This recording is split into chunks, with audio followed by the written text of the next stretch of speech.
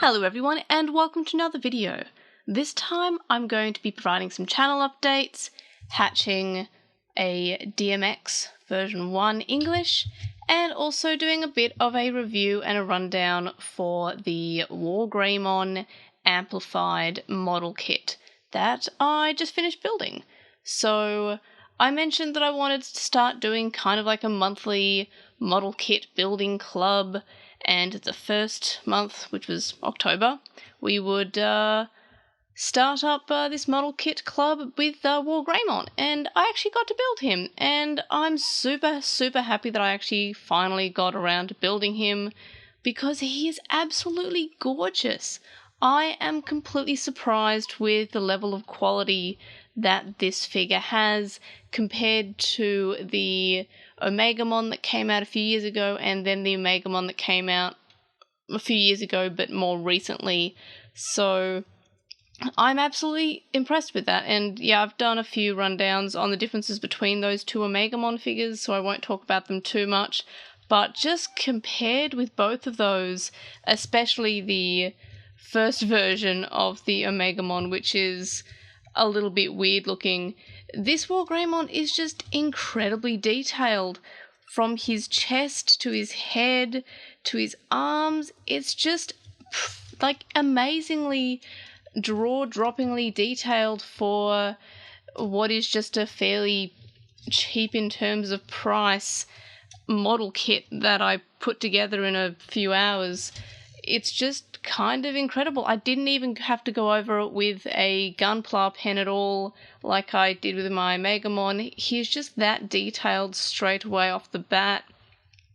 So I am just fairly impressed with that. If you also built your model kit, definitely share your photos in the Discord server that's linked in the description. And yeah, we'll have a bit of a chat about... Oh, I pulled off his arm. We will have a chat about me pulling off Wargreymon's arm. Poor Wargreymon. There we are. I'll stick that back on for you. But yeah, so I was thinking that because I enjoyed that model kit build so much, let's go ahead and crack open the Metal Garurumon model kit for the next one. So let's start that up, and we'll do a similar sort of quick look over at the end of this month. So that's for November 2021. And oh yes, another purpose of this video is that I'm not using a tripod for my camera this time. I'm using a the words have completely left my mind because I usually record in the morning and not in the afternoon, or late at night rather. I'm using, I think it's called a skeleton arm. It's the one where it attaches to the table and it hangs over. I use one for my microphone, but it is just so much nicer having leg and arm space. Like, I can move my arms underneath the camera and not hit it. I think that's going to be a lot better in the long run, a lot less slamming of the tripod. So hopefully that looks better. If of course my camera just randomly drops at some point, you know that is why, because it is suspended off the air, or in the air rather. There we are. So yeah, I'm fairly impressed with the quality of this model kit. If you haven't picked this one up, I definitely recommend picking it up.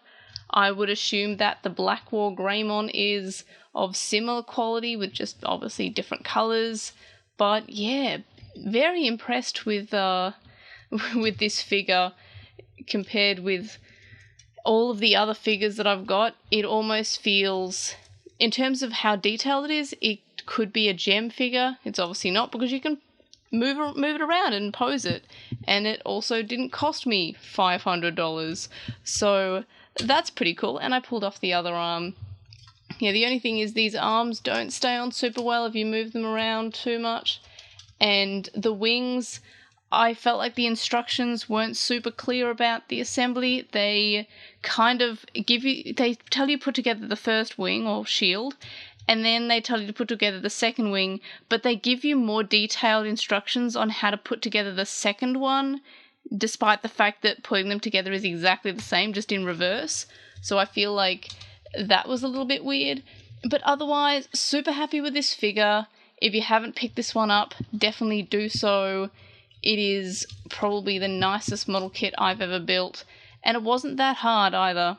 And I'm actually fairly bad at putting together model kits, so definitely recommend that one. And for the next bit of the video, let's hatch a DMX. But I'm also going to give a few more channel updates, other than the fact that I have a semi-new setup. I don't even know what the time is. I think it's like 9:41 p.m. Oh yes, here's a new problem. I have to find a position that is good with light and the new camera.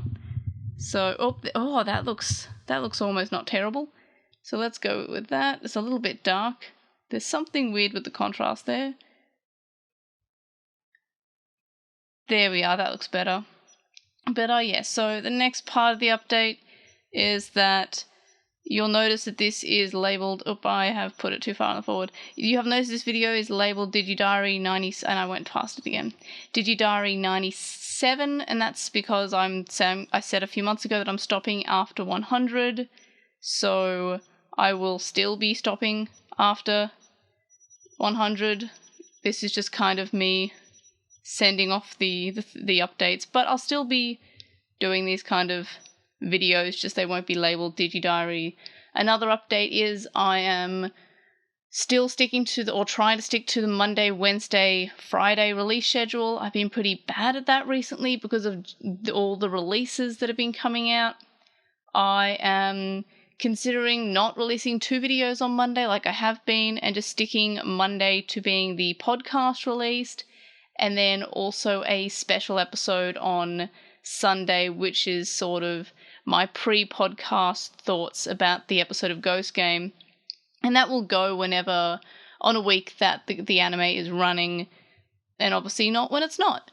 So Monday, Wednesday, Friday, except for an additional one on Sunday, and maybe one on Monday morning. I'm not really sure about that. I do want to cut back on the release a little bit and try that for a little while.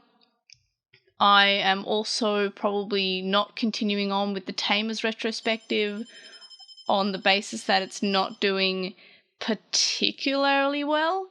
So I'm probably at least going to put that series on hiatus for the time being, on the basis that it's not doing that well, and there's also a ton of releases coming out in the next few months, and I kind of want to cover them all.